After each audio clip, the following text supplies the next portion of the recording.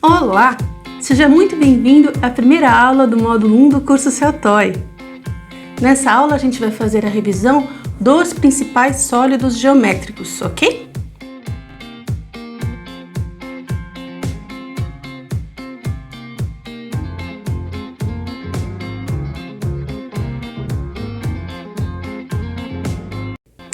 Esse curso pressupõe alguns conhecimentos prévios, como, por exemplo, saber interpretar uma receita de boneco em crochê e executá-la, mesmo que seja uma receita simples.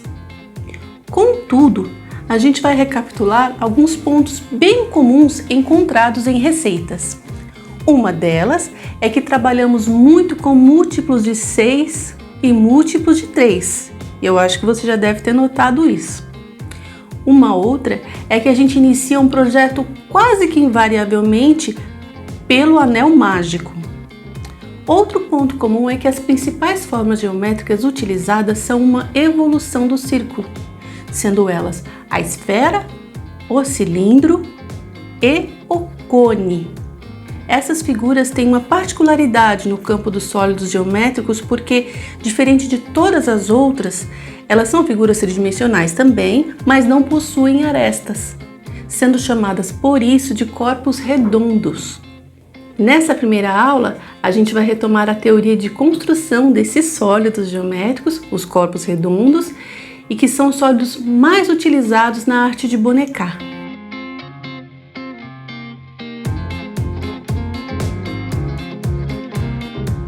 A começar pela esfera.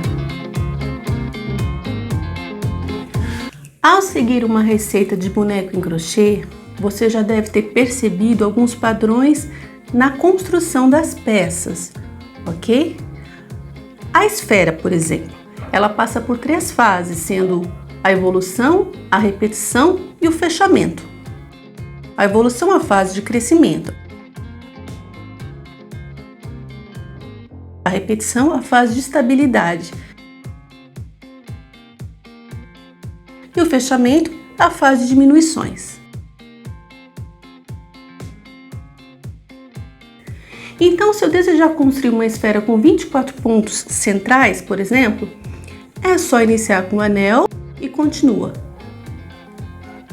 Carreira 1, 6 pontos baixos no anel. Carreira 2, 6 aumentos. Carreira 3, sequência de ponto baixo e aumento por 6 vezes. E a carreira 4, sequência de 2 pontos baixos e um aumento por 6 vezes. Destaca-se aqui o padrão de crescimento em múltiplos de 6, distribuídos uniformemente e formando um hexágono.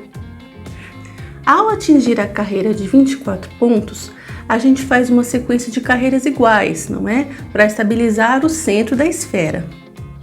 E o ponto importante a ressaltar nesse trecho é que a quantidade de carreiras que você vai repetir é proporcional à quantidade de carreiras que você aumentou a partir do anel mágico. Ou seja, da C1 a C4, carreira 1 a carreira 4, temos 4 carreiras aumentadas. Logo, teremos 4 carreiras de repetição e fica assim. Carreira 5 a carreira 8, 24 pontos corridos. E agora a gente segue o caminho inverso com uma sequência de diminuições até fechar a esfera. Essa é a fase de fechamento. Carreira 9, sequência de 2 pontos baixos e uma diminuição por 6 vezes. Carreira 10, sequência de 1 ponto, diminuição por 6 vezes. E carreira 11, 6 diminuições, fechando nossa esfera. Conclui-se então que a esfera tem 3 fases em sua construção, sendo elas a evolução, a outra a repetição e a terceira que é o fechamento. E é importante que a gente passe a utilizar essa linguagem para ficar alinhado e saber no futuro a que fase da receita nos referimos ocasionalmente. Vamos ao próximo sólido? Falemos então do cilindro. Dependendo da função do cilindro no boneco, a gente pode iniciar já com carreiras de pontos desejadas, em vez de iniciar pelo anel.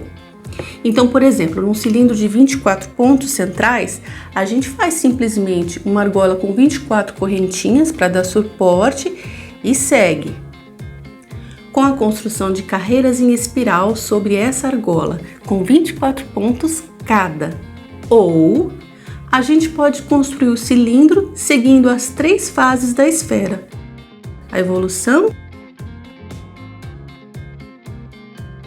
a repetição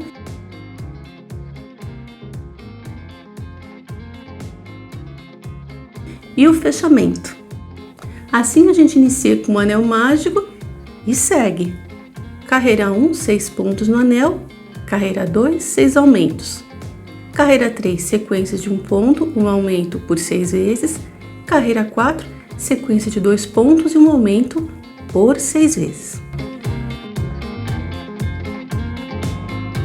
Atingida a carreira central, com a quantidade de pontos máxima, que é a de 24, seguimos estáveis com as repetições até a altura desejada do cilindro.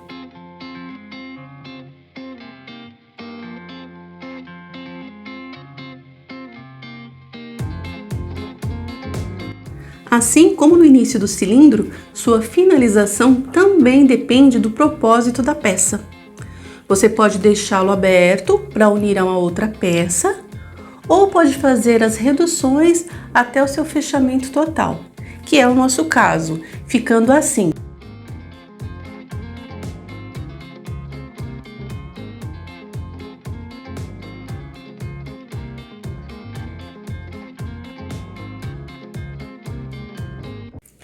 Agora vamos ao último sólido geométrico, o cone. O cone tem um padrão de crescimento linear, dependendo de sua angulação, ou seja, da sua abertura, né? Então, você tem uma sequência de crescimento que pode variar.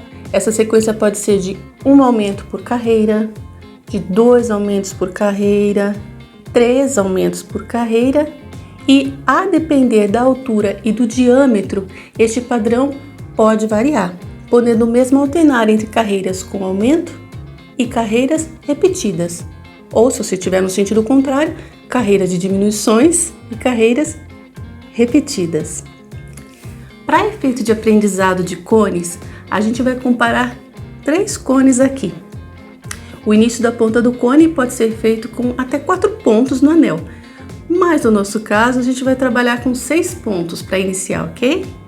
Vamos ver agora então como é que foi confeccionada a receita deste cone cor de laranja, deste outro cone cor de rosa e deste outro cone verde.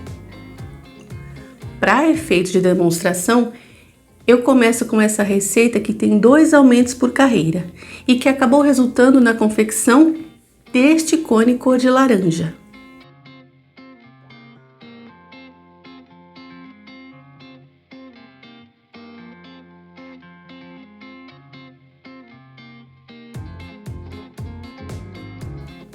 Em seguida, temos um outro exemplo com 3 aumentos por carreira, que acabou resultando neste cone cor-de-rosa. É um pouco mais largo do que o anterior.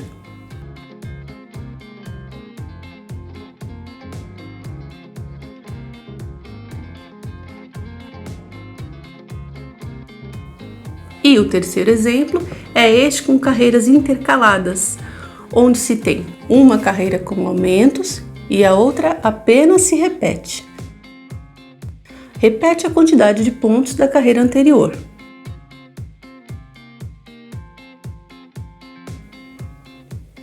Perceba que apesar de todos terem a mesma espessura de fio, a mesma espessura de agulha e a mesma quantidade de carreiras, eles têm formatos diferentes. E isso se deve aos diferentes modos de distribuição desses aumentos. A conclusão em relação ao cone é de que não existe uma única forma de fazê-lo, porque a angulação ou abertura pode variar em cada projeto, depende do seu objetivo. Enfim, a combinação desses 3 sólidos geométricos, que são a esfera, o cilindro e o cone, vão possibilitar a criação de diversos projetos. Mas será que só este conhecimento sobre esses sólidos é o bastante para criar? Para ficar numa zona de conforto e fazer bonecos mais simples, eu diria que é o suficiente.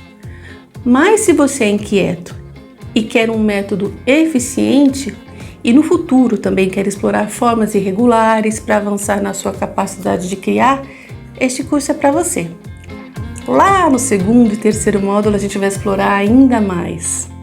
Por enquanto, vamos continuar nossos estudos deste módulo. Até a próxima aula!